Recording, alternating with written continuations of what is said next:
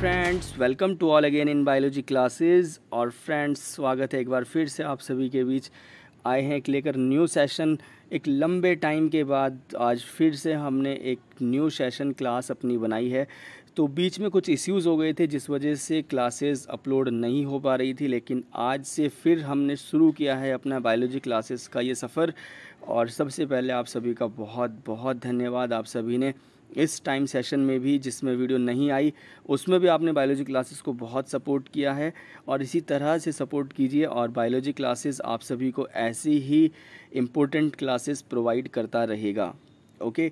और फ्रेंड्स, जैसे कि आप सभी जानते हैं कि UKSSC की सभी वैकेंसीज़ को अभी जो है डिनाई कर दिया गया है, और UKPCS दोबारा से जैसे कि देखा जा रहा है रिलीज़ करेगा नोटिफिकेशन, और उसके बाद फॉर्म फिलअप प्रोसेस और ये सब। तो माना जा रहा है एग्ज़ाम आपका जो है मार्च अप्रैल के आसपास होने की पॉसिबिलिटी है, जो भी आपके एग्रीकल्चर ऑफिसर्स एग्ज़ाम्स हैं एग्रीकल्चर से रिलेटेड।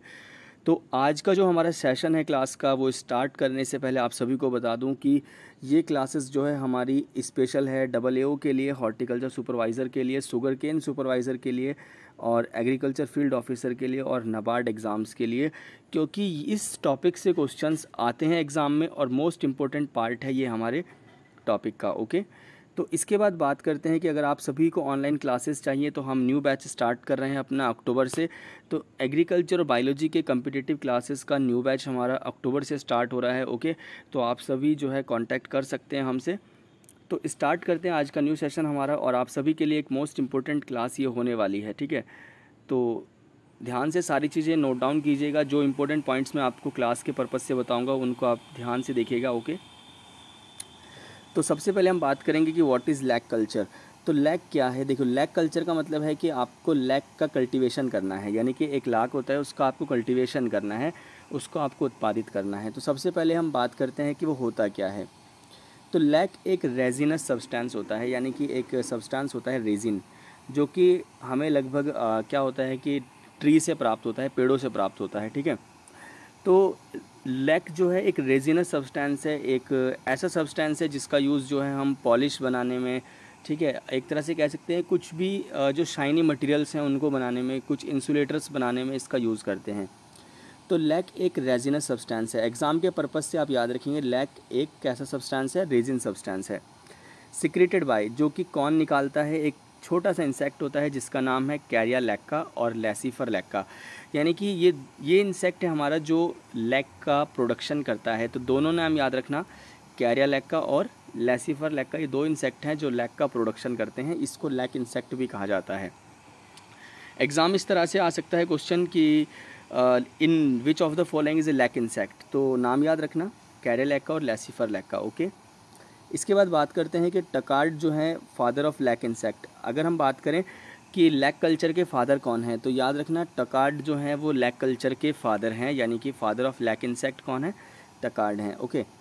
फर्स्ट साइंटिस्ट, या हम कह सकें कि पहली बार scientific detail study lac insect की किसने की? तो याद रखना जे कैर ने 1782 में सबसे पहले लैक इंसेक्ट की स्टडी की साइंटिफिकली बेसिस पर। ओके। What is shellac? अभी देखो, शेलैक का मतलब क्या है कि शेल लैक, यानी कि आप पूरा वर्ड देख लेते हैं सीलैक। तो ये क्या है? एक प्यूरीफाइड लैक है, यानी कि एक प्यूरीफाइड जिसको प्लांट से ऑब्टेन कर लिया गया है, ये एक ऐसी लैक है। तो याद रखना सीलैक जो है एक प्यूरीफाइड लैक होती है। ओके। इसके बाद बात करते हैं लैक इंसेक्ट की। तो lac insect live on native trees India. देखो, लैक इंसेक्ट जो है वो हमारे इंडिया में भी जो ट्रीज़ हैं उन पर भी मिलता है, और बर्मा, यानी कि जो करंट टाइम में जिसको म्यांमार कंट्री कहते हैं, तो वहाँ पर जो ट्रीज़ हैं उन पर मिलता है, मलेशिया में मिलता है। तो लैक इंसेक्ट ज़्यादातर जो है इंडिया, बर्मा और मलेशिया में है। ठीक है। इसके बाद बात करते हैं in India, it is chiefly grown in trees Kusum, pliers and बेर। तो याद रखना, कुसुम के ऊपर, प्लास के ऊपर और बेर के ऊपर इस इंसेक्ट को ग्रो कराया जाता है, और ये इंसेक्ट इन ट्रीज़ के ऊपर, इन पेड़ों के ऊपर लैक का प्रोडक्शन करता है। ओके। इसके बाद मैंने यहाँ पर कुछ साइंटिफिक नेम लिखे हैं जो आपके एग्ज़ाम में आने के चांसेस हैं।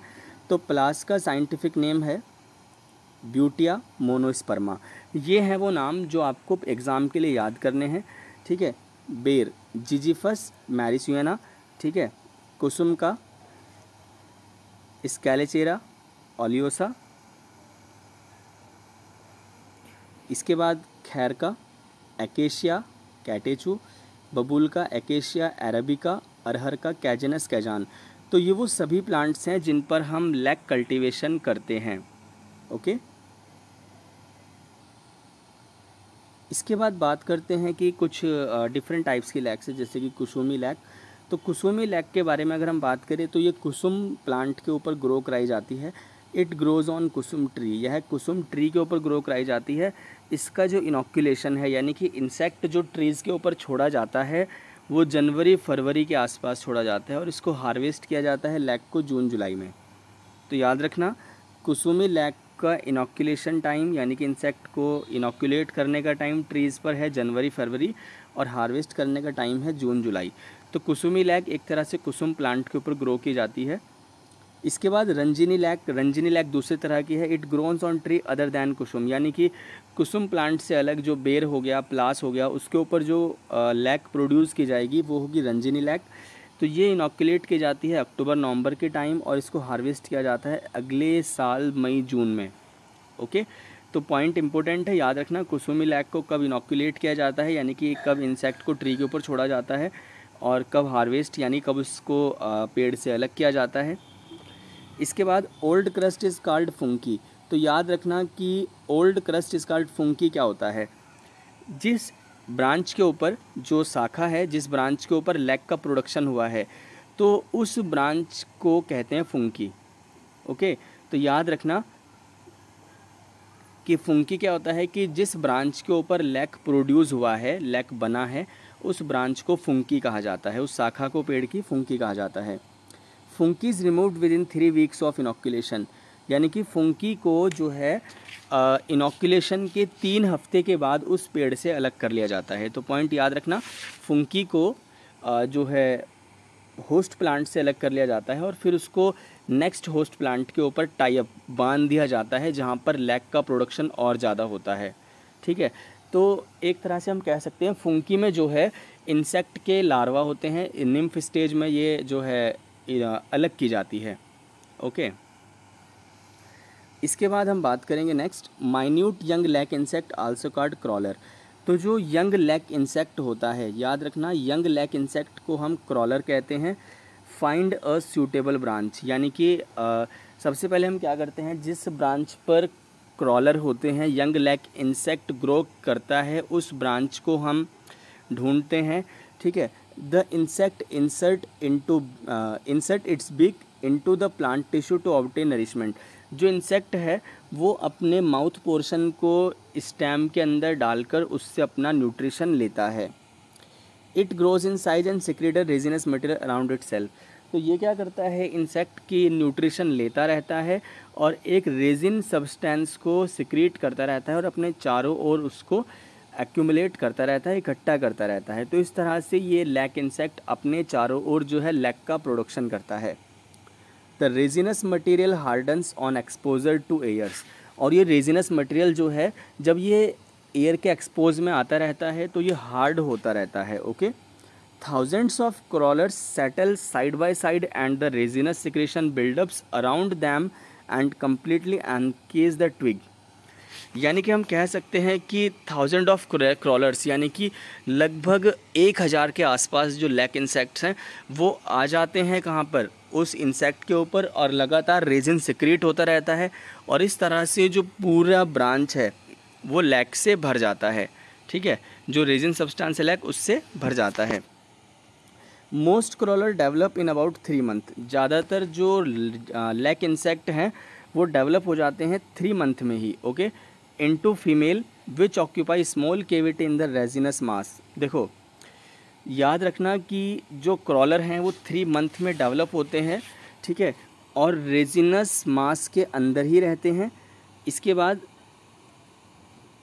The female can never come out of these masses. जो फीमेल है वो इस रेजिनस सब्सटेंस से कभी बाहर नहीं आती है। तो ये लाइन इतनी ज़्यादा इंपॉर्टेंट नहीं रखती है। इम्पोर्टेंस है कि क्रॉलर का डेवलपमेंट कितने मंथ में होता है। इम्पोर्टेंट है कि लैक इंसेक्ट को क्रॉलर कहा जाता है। ठीक है, तो ऐसे याद रखना। Egg develop inside the body of female, तो जो फीमेल लैक इंसेक्ट है उसके अंदर ही एग का फॉर्मेशन होता है। And she assume a sac like appearance, और वो एक थैले के जैसा अपीयरेंस बना लेती है। The female dies, female die हो जाती है, एग जो है हैच हो जाता है, एग फट जाता है और फूट जाता है, यानी कि और क्रॉलर जो है वो उस एग में से बाहर आ जाता है। ठीक है, तो याद रखना, फिर वो जब क्रॉलर बाहर आ जाएगा तो वो कहाँ चला जाएगा, ट्विग पर चला जाएगा, यानी कि ब्रांच के ऊपर, और फिर ये प्रोसेस दोबारा से रिपीट होगी। इस तरह से एक क्रॉलर से दूसरे क्रॉलर का फॉर्मेशन होगा। क्रॉलर हम बात कर रहे हैं किसकी, यंग लैक इंसेक्ट की। इसके बाद अब एक्सट्रैक्शन कैसे करोगे, तो एक्सट्रैक्शन के लिए encrusted twigs are known as stick lac, यानी कि एनक्रस्टेड ट्विग का मतलब है कि जिस ब्रांच पर क्या होगा, लैक प्रोड्यूस होगा, उस ब्रांच को कहेंगे स्टिक लैक, यानी कि लैक वाली छड़। ठीक है, और इसी ट्विग्स को जो है हम कह सकते हैं हार्वेस्ट किया जाता है, इसी ट्विग को। तो अनक्रस्टेड का मतलब होता है कि एक तरह से जो क्रस्टेड एरिया बनाया गया है लैक के द्वारा किसी ब्रांच के ऊपर, तो उसको निकाला जाता है, उसको हार्वेस्ट किया जाता है। तब wood portion is used as fuel, तो लैक अलग करके और जो वुड पोर्शन है उसको एज अ फ्यूल यूज़ कर लेते हैं। Seed lac is washed, melted, spread out in a thin layer and dried.